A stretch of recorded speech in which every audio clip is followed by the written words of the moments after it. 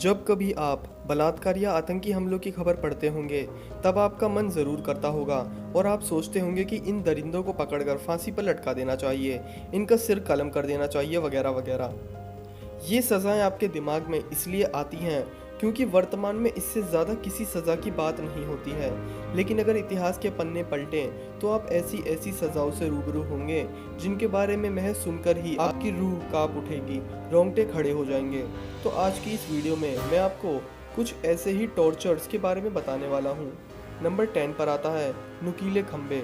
15वीं सदी में रोमानिया में अपराधियों को नुकीले खंबे से बांध दिया जाता था। फिर धीरे धीरे इंसान नीचे आता था और खंबे की नोक उसके शरीर में घुसती चली जाती थी। इससे इंसान को मरने में तकरीबन 3 से 4 दिन लग जाते थे। एक बार तो सामूहिक सजा के दौरान 20,000 लोगों ने वहीं बैठकर उनके मरने की दावत उड़ाई थी। नंबर 9, जिंदा दफनाना। यूरोपीय देशों में 15वीं सदी में यह सज़ा सबसे ज़्यादा आम मानी जाती थी। इसमें अपराधी को एक कफन में जिंदा बंद कर दिया जाता था और कफन गुफा में या फिर ज़मीन के अंदर गाड़ दिया जाता था और उस इंसान की मौत कब हो जाती थी ये किसी को पता ही नहीं रहता था। नंबर 8 पर आता है दो दांत वाले फोर्क। इंग्लैंड में अपराधी की गर्दन पर दोनों ओर दांत वाले फोर्क को फंसा दिया जाता था। जितनी बार वह गर्दन नीचे करने की कोशिश करता, उतनी बार ऊपर का भाग गर्दन में घुसता और नीचे का भाग सीने में। ना खा पाता था और ना सो पाता था। देखते ही देखते उस इंसान की मौत हो जाती थी। नंबर 7 पर आता है मधुमक्खियों या फिर कीड़ों से कटवाना। एक टब में इंसान को बांध दिया जाता था। उसके शरीर पर दूध और शहद का लेप लगाकर छोड़ दिया जाता था। फिर मधुमक्खियों को छोड़ा जाता था। साथ ही कई प्रकार के कीड़ों को टब में डाला जाता था जो धीरे धीरे जिंदा इंसान को खा जाते थे। इसमें उस इंसान को मरने में तकरीबन 5 से 10 दिन लगते थे और उसे इस समय में काफ़ी ज़्यादा दर्द से भी गुजरना पड़ता था। नंबर 6 पर आता है मौत के चूहे। 15वीं सदी में रोम में एक बक्से में इंसान को जिंदा बंद कर दिया जाता था और उसमें भूखे और खतरनाक चूहों को छोड़ दिया जाता था। चूहे उस इंसान के शरीर को कुतर कुतर कर खा जाते थे। इंसान चिल्लाता रहता था और चूहे उसे मज़े से खाते रहते थे। नंबर 5, तारकोल या गर्म तेल डालकर जलाना। 1542 के आसपास ये सज़ा इंग्लैंड में दी जाती थी। दोषी पाए जाने पर अपराधी को एक बेंच पर लिटा दिया जाता था और फिर उसकी नाभि पर गर्म तेल या फिर गर्म तारकोल आदि डाले जाते थे।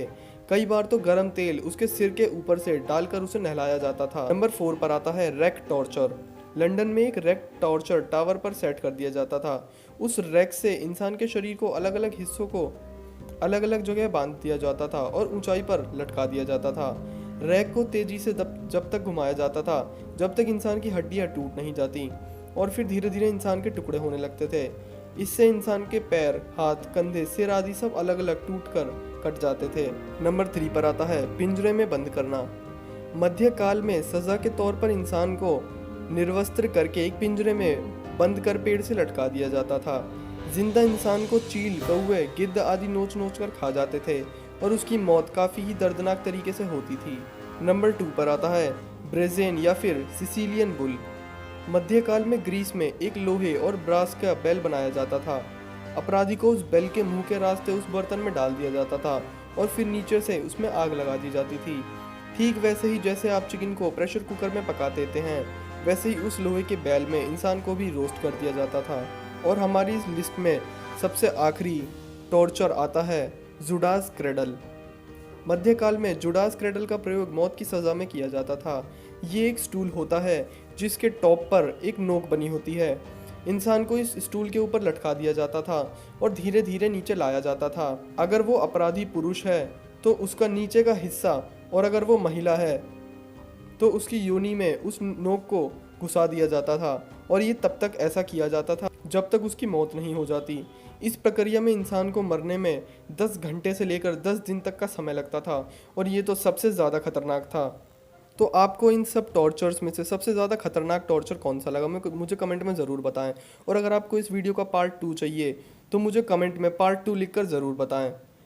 और अगर आपको ये वीडियो अच्छी लगी हो तो इस वीडियो को लाइक ज़रूर करना, चैनल को सब्सक्राइब करके बेल आइकन भी ज़रूर दबा देना।